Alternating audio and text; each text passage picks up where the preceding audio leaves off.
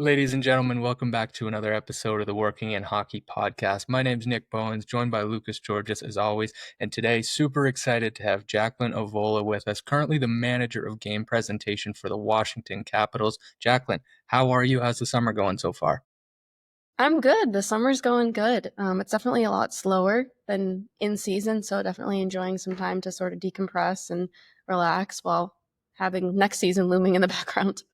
Absolutely. And obviously, we're going to get into the weeds of your role, your path through hockey and sports here overall. But I'd be remiss if I didn't start with something that probably played a pretty big factor or role in your job as game presentation this season. Alexander Ovechkin, the great chase. The momentum building up to it, the moments, the ceremonies you guys had. Talk us through, from your perspective, what that chase was like and him ultimately setting the new NHL goal record there.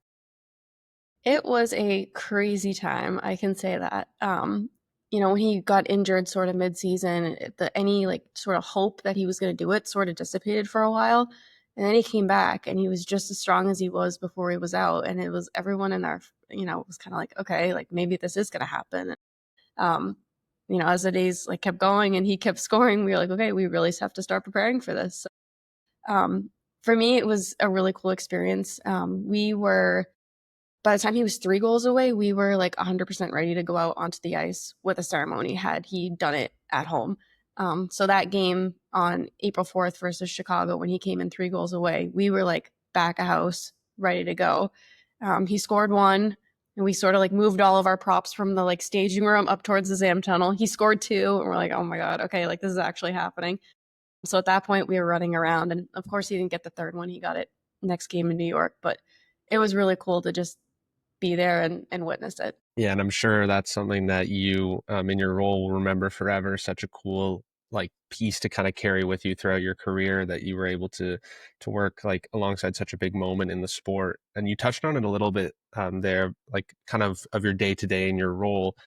But what does that look like for the manager of game presentation for the Capitals? Like, what's a game day schedule like versus a normal office day?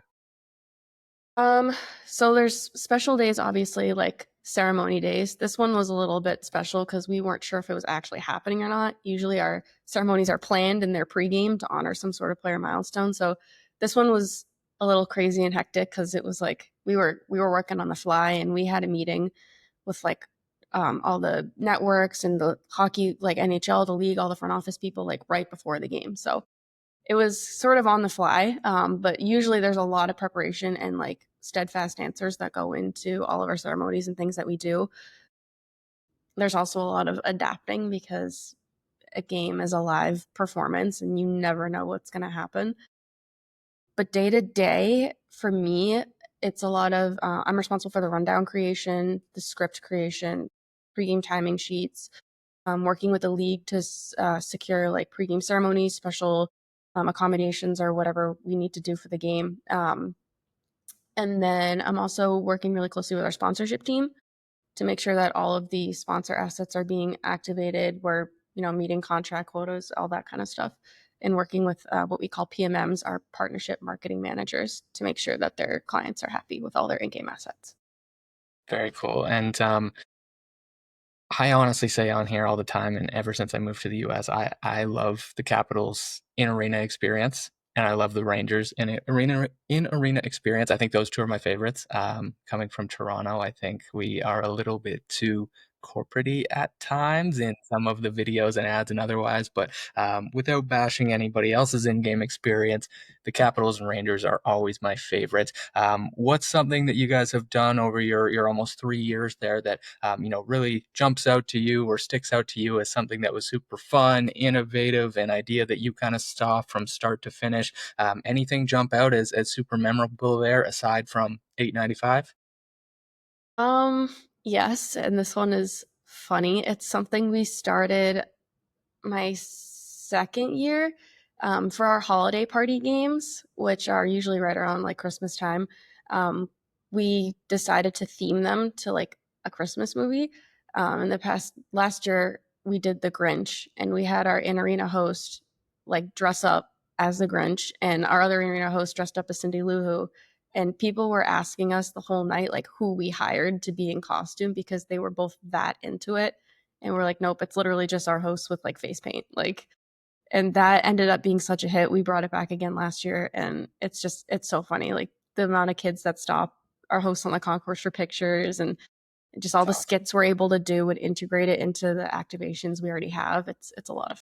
That's super funny. Yeah, so I mean, as Nick touched on there too, like it is crazy how much the in-arena experience can change like the atmosphere of the game and kind of change that whole experience for the fan. How much does the in-arena experience change game to game? So are you guys doing different things every game, or is there a lot of things that kind of stay in the structure from game to game?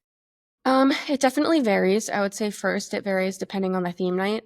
We had a lot of theme games last year. I think it was like what, like 41 home games. We had like 39 theme nights or something. It was crazy.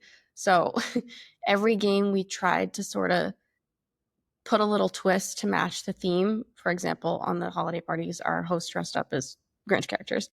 Um, And then I think it also depends on sponsor assets. So a lot of sponsor assets are contracted for 41 games, the same asset every game, so that we have to fulfill in that sense. But anytime there's liberty to sort of change things up, or maybe do an asset for like 10 games, and then the other 10 games it's something else, the other 10 games it's something else, just to kind of switch it up a little bit, we definitely do that when we can.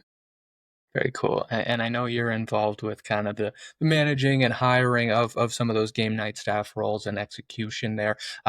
First part of my question is how many people are you working closely with on a game day or a normal day there? And secondly, when it comes to hiring and building out that staff, that team, what are you looking for in candidates? Who's kind of, the characteristics that have been the most successful working with you guys in the team there with the Capitals?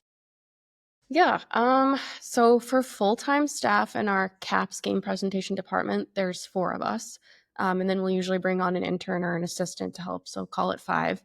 And then on any given game day, we have a lot of part-time staffers that work for our department. We've got our two in-arena hosts, a DJ, PA announcer, PA assist, our whole group of CAPS crew that help facilitate our contests. Then we have our stage managers that walk around with our hosts and sort of make sure all the hits are happening when they're supposed to. So lots of people. And then, of course, there's all the arena part time staff and everyone that also plays a huge role in having a game day go off successfully. And then, in terms of things we look for, I think a big part of the hiring process for me the past couple of years was Caps Crew, like really focusing in on that. That was actually one of my first tasks when I first got hired. It was build this team. And we did a lot of like Zoom interviews. And I think one of the main things, especially for Caps Crew, was just like being personable and being friendly and like enjoying and loving hockey and being able to relate to fans. I think that's half the battle, just getting someone with really good personality, because half the time that's what they're doing. They're interacting with fans and trying to make a memorable experience. And then of course hockey knowledge and everything like that is a plus, sports experience, all that kind of stuff. But Caps Crew specifically is a really good like foot in the door job to kind of come in and get a feel of what game presentation is like and hopefully move up. Perfect. And I'm jumping in there before Lucas says next question, but I'm glad you brought up the Caps crew. I feel like a lot of times I get messages of, "Hey, how do I get my foot in the door? How do I get started? These full-time roles are super competitive. So many applicants, they close quickly, yada yada." We've all heard it, but I think things like the Caps crew are such valuable ways to get your foot in the door, get to know people there, get to add the three letters NHL and the team on your resume, right? I'm sure the answer is going to be yes, but would you vouch for kind of these part-time or caps crew or otherwise roles as being a great stepping stone for people to just kind of get their foot in the door, understand how the business works, and kind of build up from there?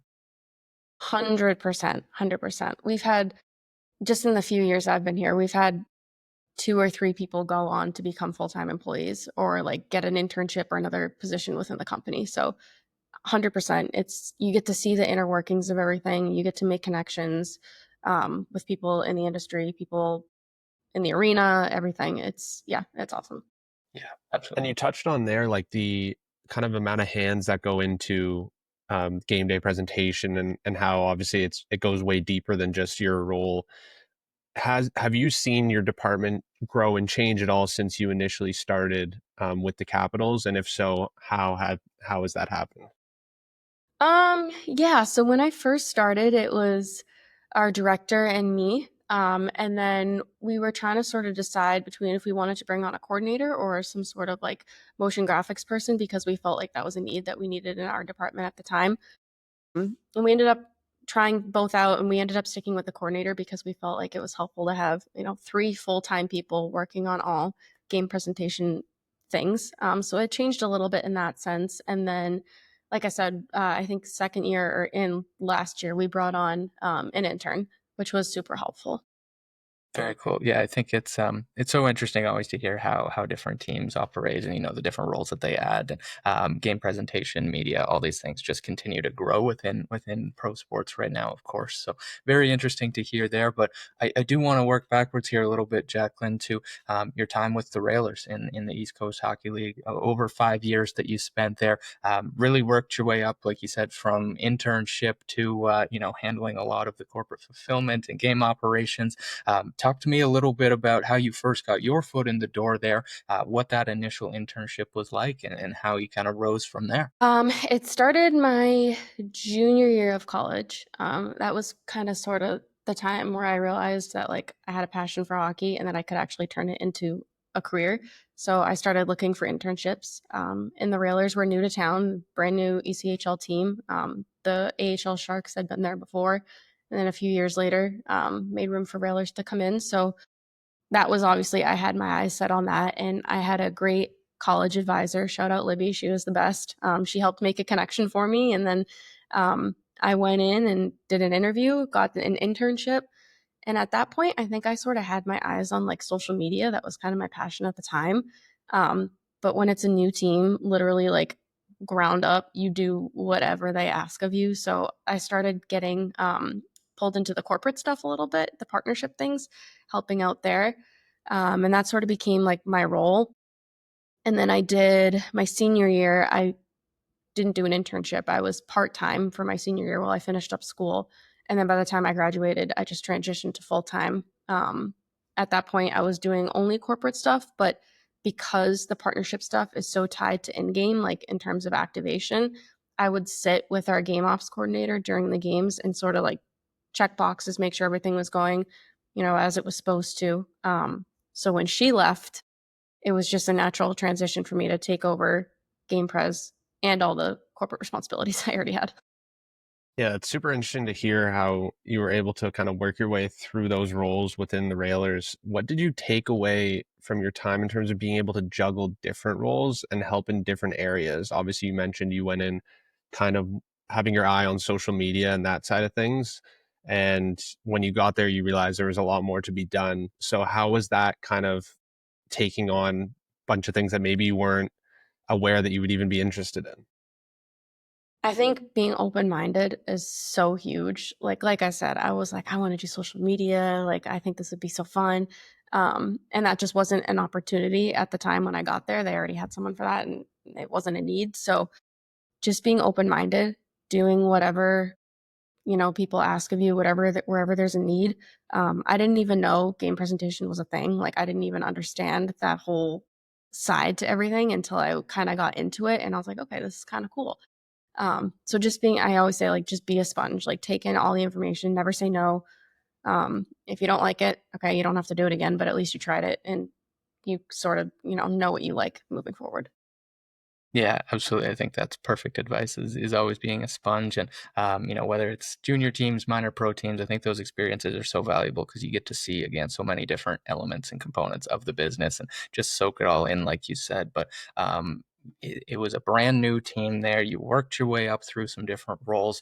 I feel like a lot of times, again, I hear from people that they've been at a company or a team for quite a while and they're not sure, do I take the next step, do I keep trying to push internally, do I look elsewhere? What was that process like to transition from the Railers to the Capitals? How did you know you were ready? When did you know kind of, hey, I'm ready to take this step, this is what I want to parlay it into, I want to turn it into just game presentation? What was that kind of transition period for you from the minors to the big leagues? That's a really good question. I think and I think this isn't no secret. When you work in a minor league team, your job title says one thing, but you wear so many different hats and you just do whatever needs to get done. So I don't think there was much that I didn't do when I was there. I think I touched every department. Like during COVID, most of our staff got furloughed, and I was one of the 4 people that stayed on. So I got my social media fixed there. I took over all that, did a bunch of marketing. At one point, I was printing tickets. Like I did pretty much everything. And I think 5-6 years in, it was like, okay, where's the growth? Like I've done everything I can do here.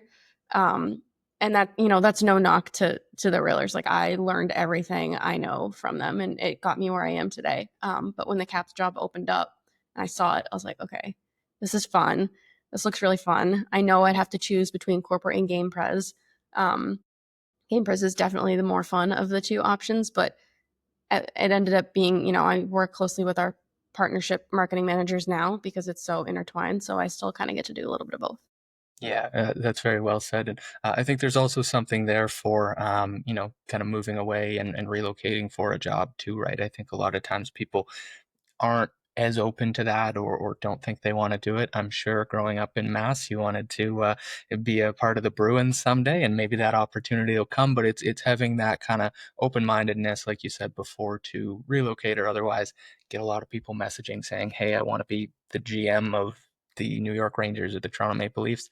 We all do. Sometimes we got to take different steps and find these opportunities. And it sounds like you found a great one there. But I guess in terms of game presentation, what sort of skills, characteristics, maybe hard platforms, do people need to have kind of an understanding of, experience with, or, what kind of skills do you think make a great game presentation individual? That's a good question too. I think, at least just speaking from experience in our department, each of the 4 people, all of the full-time people, we each kind of sort of have our own niche, like strengths and things that we focus on. Like our coordinator is super creative. She's got like the creative mind and she's good at coming up with things. And I'm very like detail oriented. So I'm really good with like the scripts and the rundowns. Our director's really good at looking at like big pictures. So we all sort of bring like an individual strength to our team. But I think in general, looking at the big picture is really important. Like how can you enhance the fan experience? Like we're in the business of happiness. We're not saving lives. We're just trying to make people have a good time. So being able to look at that holistically and always innovating, what can we do that's fun and is going to want make people come back. Yeah, that's super well said. I think it's finding that balance of fun, but the professional, and I'm sure that's a balance with game presentation, social media, all the different avenues today. You talked about the script a couple times there. General question, very curious on my end. How long is the average script for a game? Um, so the rundown itself, which has like all the items and like the timing and everything like that, that's usually about like 7 pages.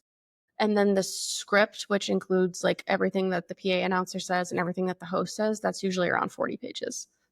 Goodness, 82 games a year plus playoffs. Yeah, that definitely sounds like a lot of work. So we always like to wrap things up with career advice on here for anyone looking to break into the sports industry.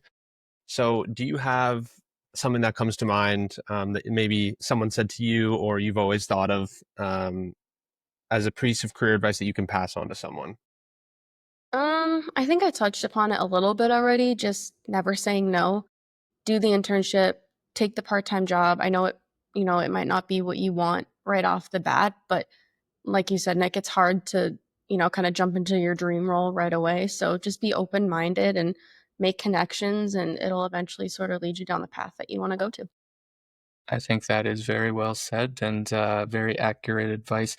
Jacqueline, can't thank you enough for taking the time to chat with us here. Sounds like you've had a great time with the Capitals and obviously a fun season last year as OV set the record. So thank you for sharing your insights, your advice, your experiences with us. Yeah, thank you so much for having me. This was really fun. Yeah, it was great to meet you and look forward to seeing what you continue to do in the industry. Thanks, guys. Appreciate it.